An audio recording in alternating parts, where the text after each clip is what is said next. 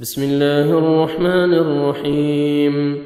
هل أتاك حديث الغاشية؟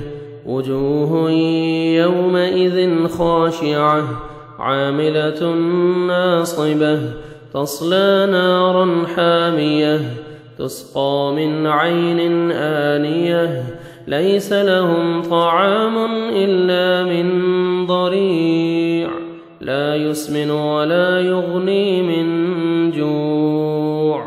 وجوه يومئذ ناعمة لسعيها راضية في جنة عالية لا تسمع فيها لاغية فيها عين جارية فيها سرر مرفوعة وأكواب موضوعة ونمارق مصفوفة وزرابي مبثوثة.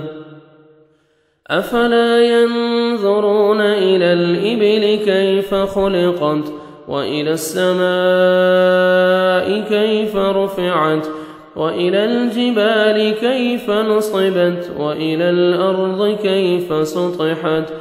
فذكر إنما أنت مذكر لست عليهم بمسيطر إلا من تولى وكفر فيعذبه الله العذاب الأكبر.